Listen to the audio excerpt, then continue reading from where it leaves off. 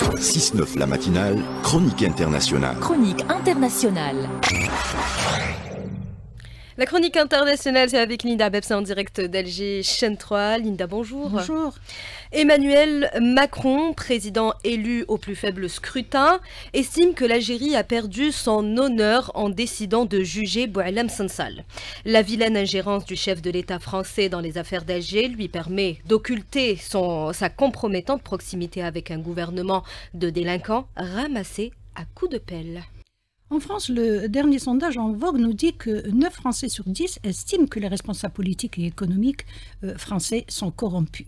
On apprend également que la justice n'en a pas totalement fini avec le Premier ministre François Bayrou, relaxé dans l'affaire des assistants parlementaires européens au bénéfice du doute.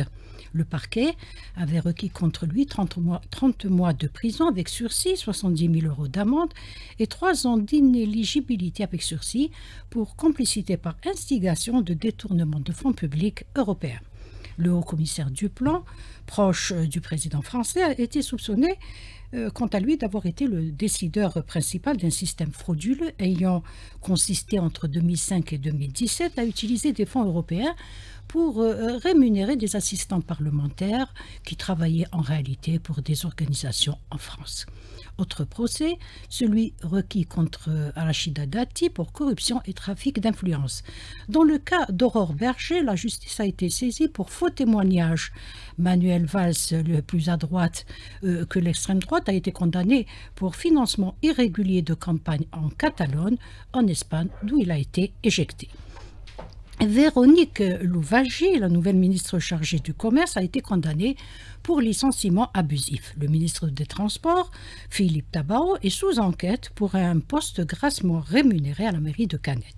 Laurent Marcangeli, ministre de la fonction publique, est accusé, quant à lui, de fraude aux procurations. Mais le chef de file de cette mafia bon chic, bon genre, reste Bruno Retailleau, le ministre de l'Intérieur, qui veut jouer au père fouettard avec les Français musulmans. Lui, c'est un corrompu de la tête, un raciste, ami de Netanyahou, un réactionnaire qui tient le même prêche depuis des années, avec des attaques contre la Ligue des droits de l'homme et contre le droit de manifester, parlant de Français de papier, de régression vers les origines ethniques dans les banlieues et d'apartheid sexuel au sujet du voile. Aux dernières nouvelles, il n'aurait toujours pas digéré le mandat d'arrêt de la CPI contre Netanyahou. Bref, c'est apparemment tout ce que le président français avait sous la main pour former un gouvernement de béquilles. Une clique d'escrocs, loin d'être en odeur de sainteté avec le droit et la justice.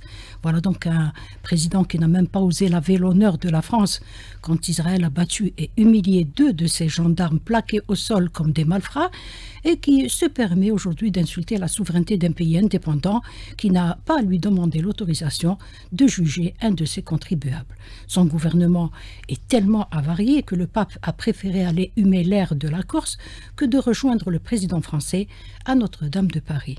Il est évident qu'il y a là une nette manifestation de mépris et une gigantesque preuve de déshonneur, une gifle que cet apostat de la diplomatie a dû bien ressentir.